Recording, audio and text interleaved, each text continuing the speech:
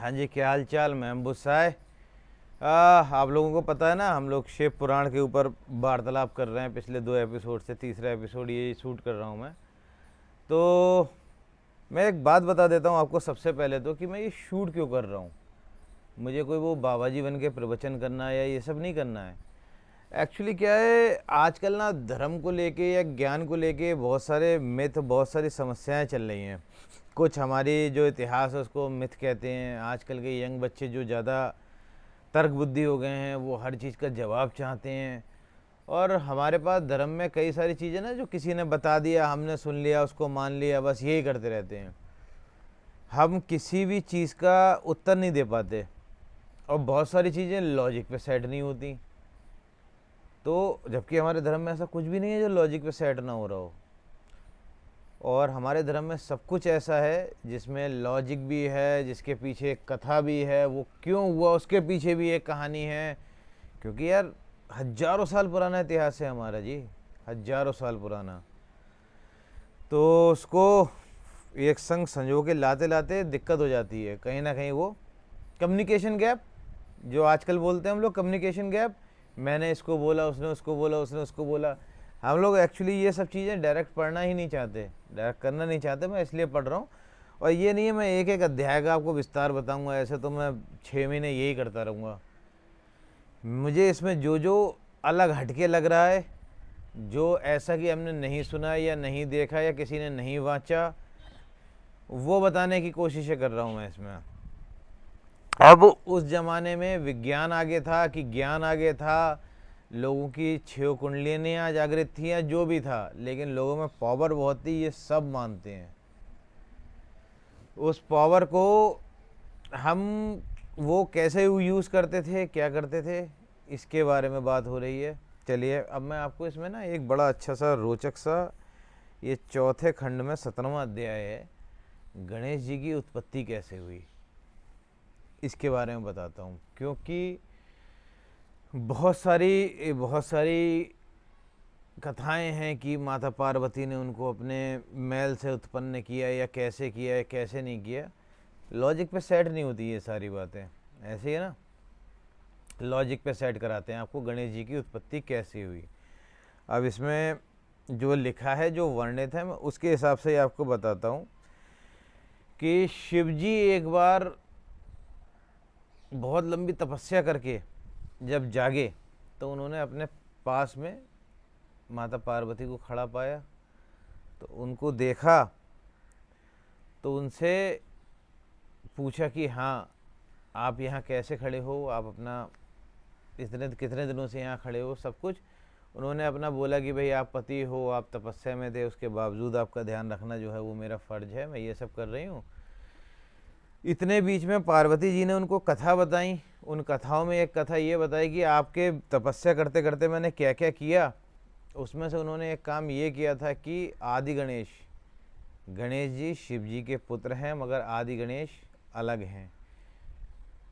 शिव जी भी दो प्रकार से मान लीजिए हैं। एक अनंत शिव हैं, जिनका कोई रूप नहीं, कोई स्वरूप नहीं, जिन्होंने ब्रह्मा को, जिन्होंने विष्णु को, इन सबको उत्पन्न किया। उसी प्रकार से आदिशक्ति हैं, जिनका रूप सती हैं और पार्वती जी हैं। और जब ब्रह्मा और विष्णु को, इसमें वर्णित है, जब ब्रह्मा और विष्णु को आदि शिव ने उत्पन्न किया था, तो उन्होंने कहा था कि प्रभु, आपकी बिना गाइडलाइन के हम लोग कैसे सृष्टि का निर्माण करेंगे, कैसे पालन करेंगे। तो शिव जी ने उनको ये कहा था कि ठीक है, मैं रुद्र रूप में इस धरती पर भी उत्पन्न होऊंगा।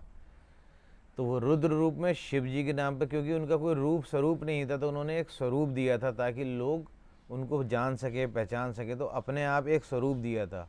बहुत लोग कहते हैं ना, ऊपर वाले का, बहुत धर्मों में भी कहा गया ऊपर वाले का कोई रूप, कोई स्वरूप नहीं है, शिव जी का भी नहीं है। लेकिन उन्होंने एक रूप धर के इस धरती पर उत्पन्न हुए थे कि लोग उनको जान सकें। और बहुत कुछ था जो उनको उसमें पूर्ण करना था। ये एक अवतार समझ लीजिए, रुद्र नाम से उनका हुआ था, या शिव नाम से ही कर लीजिए, शंकर नाम से कर लीजिए, जो आपका दिल करे उस नाम से। उसके अलावा जो शिवलिंग हैं वो प्योर शिव जी जो निराकार हैं उनके स्वरूप को दर्शाता है। शिवलिंग का कोई रूप नहीं होता, आपने देखा होगा, चारों तरफ से गोल, कोई रूप नहीं, कोई कोना नहीं, कुछ नहीं है।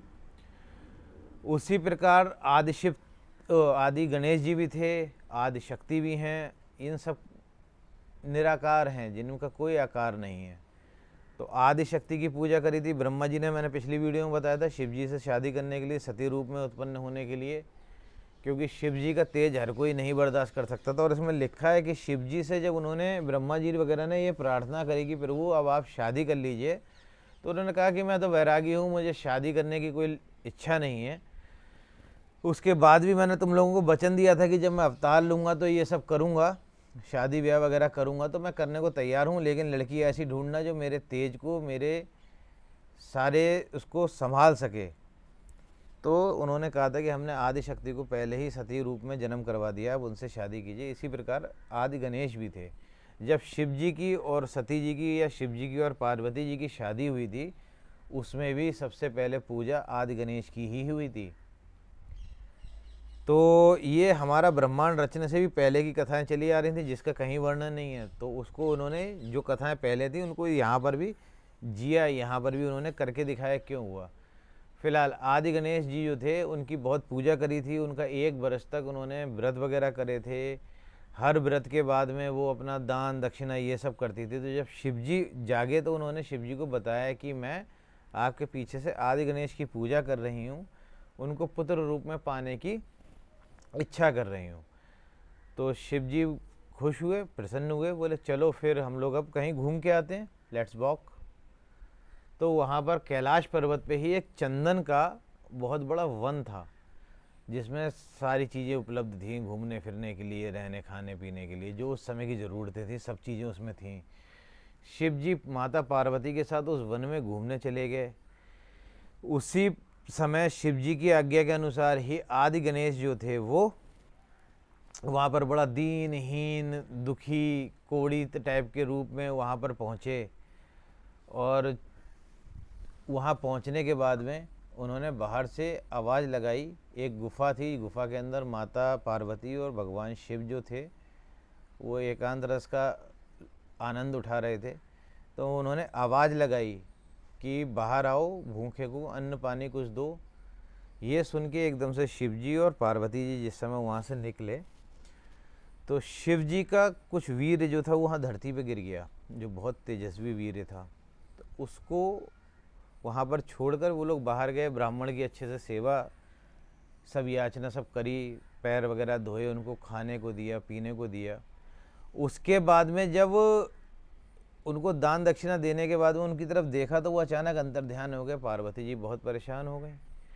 जब पार्वती परेशान हुई तो एक आकाशवाणी हुई कि तुम जिसको सेवा कर रहे थे, जिसको अभी मिल रहे थे, वही आदि गणेश थे, जो तुम्हारे घर में गणेश रूप में हो चुके हैं, जो तुम्हारे जहाँ पर उनका वीर गिरा था शिव जी का, उसी स्थान पर एक बालक रूप में लेटे हुए हैं, उनको जाके प्राप्त करो।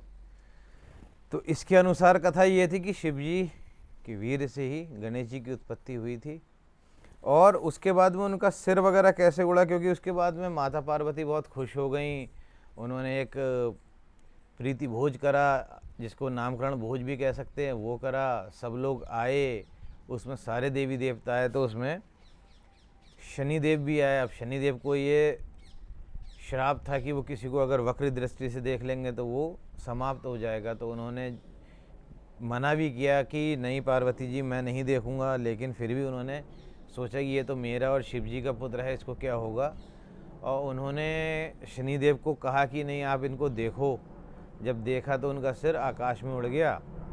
बाकी कथाएं आपको सब जगह से पता ही हैं कि विष्णु जी उसके बाद एक हथनी के बच्चे का सिर लेके आए थे, जो कि गणेश जी के सिर पर लगाकर और उनको दोबारा जीवित किया गया था।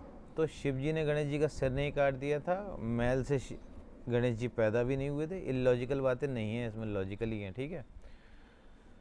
वाकई उस समय के तेज कितने होते थे ये जानने के लिए तो फिर जाना पड़ेगा, जा तो सकते नहीं ना। तो जो लिखा है, जो लॉजिक के हिसाब से उसको मान लेते हैं। तो ये थी गणेश जी के उत्पन्न होने की कथा। उसके बाद में जब गणेश जी जीवित हो गए, उसके बाद भी पार्वती जी का गुस्सा शांत नहीं हुआ। उन्होंने शनिदेव को ये श्राप दिया कि मैं तुम्हें श्राप देती हूँ कि तुम इसके बाद में तुम्हारे अंग भंग हो जाएंगे। उसके बाद शनिदेव ने कहा कि भैया मेरी क्या गलती, मैंने तो मना किया था, फिर भी आपने मुझे देखने के लिए कहा। तो इस बात को मान के कंसीडर करके उनके अंग भंग नहीं किए गए, लेकिन उनको वक्री दृष्टि और ये सब काफ़ी सारे श्राप उस समय भी मिल गए थे। ये थी गणेश जी की लॉजिकल पैदा होने की कथा। अब इसके बाद में आगे जो मिलता जाएगा मैं बताता जाऊंगा। मैंने आपको बोला था ना बताता जाऊंगा, तो मैं आपको फिर बताऊंगा। आगे पढ़ता हूँ और बताता हूँ, फिर अगले वीडियो में देखता हूँ इसमें ऐसा क्या मिलता है जो आप लोगों को शायद हमारे लॉजिक पे सेट होने वाली कथाएं ना सुनी हो, इसलिए हम मिथ बोलते हैं उनको। अगर ऐसा कुछ मिलेगा मैं आपको बताऊंगा, वरना कुछ ज्ञान तो दे ही दूंगा इसमें से। और मिलते हैं अगले एपिसोड में। Bye bye.